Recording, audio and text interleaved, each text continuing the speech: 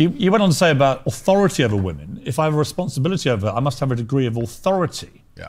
For the same reason, if I have responsibility over and people are going to use their mind, it's an example, an analogy, responsibility over a child, I have to have some authority. Yeah. So you believe as part of your ownership or your property of the woman, you have authority over her. No, I believe if you have... That's what you said. I believe if you have responsibility over something, you have to have a degree of authority or you can't be responsible. Yeah, but authority means, again, that you're the boss. The point I'm making, if you'll please let me finish Sure. at this point. The point I was trying to make was talking about the safety of a woman. She was walking alone at night, and I was saying, well, I wouldn't let my woman walk alone at night. And they said, well, you're not in charge of her, you don't get to decide what she does. I said, I understand, but if I'm responsible for her safety, and I'm the person who's burdened with making sure she is safe, I have to have the authority to say, don't put yourself in unsafe situations. The two things are linked. Well, you don't have authority. You can absolutely have the right to say to the woman you're with, I don't think you should, but ultimately... If she decides, then I can't force her. Right, so authority implies that you have the ability to control someone. No, authority implies that I have the moral right to sit and say that that's an irresponsible thing to do and I'm responsible for That's not what authority means. Well, I'm not going to... If you think I'm going to lock somebody up in their room, is that what you're implying? No, I don't think you know what authority means. I know what it means. I'm saying that if This is a different description of what authority means. If I have responsibility for her safety, then I have to have the authority to tell her not to do unsafe things. Yeah, but authority means that you have some form of control over this woman. I think what you're trying to do... I'm only trying to get to what you think. Honestly, I am. I come with no agenda here at all. I understand. And I'm explaining very, very clearly.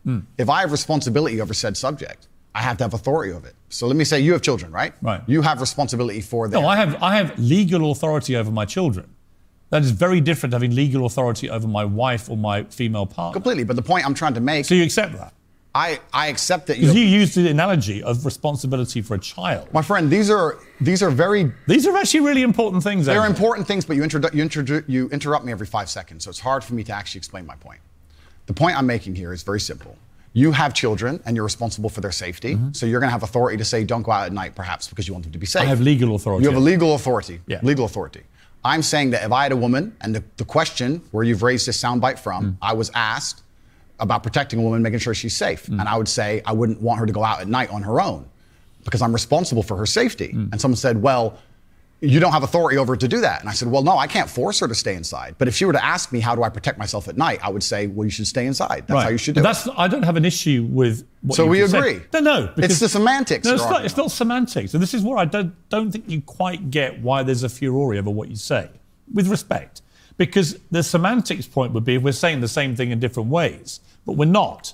I'm saying to you that when you say I have to have some authority over a woman, I say to you, you have no right to any authority over a woman. You do over a child if it's your child, because you are the legal appointed guardian of that child. Understood. You're not a legally appointed guardian or authority over your wife or female partner. Legally appointed, absolutely not. I agree. However, when it comes to things like personal responsibility or personal safety, men, largely by society, are accepted. We're the protectors and providers. We can sit here and pretend that in the world we live in, if me and my wife were walking down the street and men were to come up and try and attack us, I wouldn't be the one fighting. But we both know in reality I would. Right. I have a degree of responsibility to protect her. So if I have a degree of responsibility to protect her physically, then the point I'm trying to make is I will do my best to make sure she's never putting herself in unsafe situations. Do you wish you hadn't used the word authority? The authority is something that she would give to me. She would come to me and say, how can I make sure I'm as safe as possible? But I don't want to interrupt you. I just want to point out that's not what authority means. If someone gives, a person can give voluntary authority is not authority. No, but that's the point. It's not.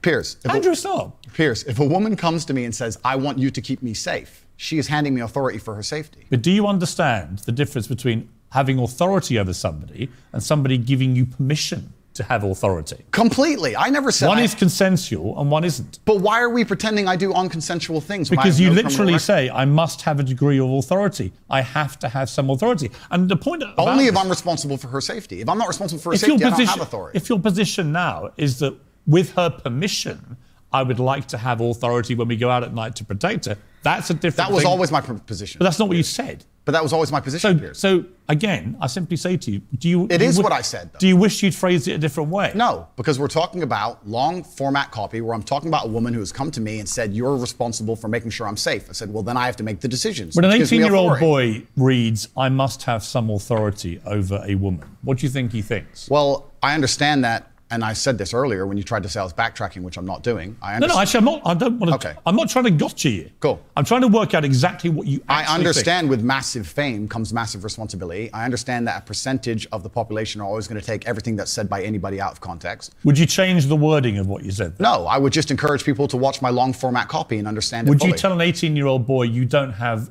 authority over women? Absolutely. You would say that? Unless a woman comes to him and says, you're responsible for my safety, please make sure keep me safe. Like I my see. woman Now says, that comes to Andrew me. Tate, I can sign up to. Well, then we agree. Yeah, but I don't agree with what you said before. Because you're taking a soundbite from a 2-hour yeah, but conversation. you haven't been taken out of context because I read you the entire sentence. It's very. But you've confusing. ignored all the context around the sentence, my friend. You can't ignore a sentence that says, I must have a degree of authority. But you can when there's a 2-hour conversation where a woman is telling me if she makes me responsible for her safety and me explaining, well, if I'm responsible for your safety, I have the authority to make decisions. So yes, you've ignored all the context.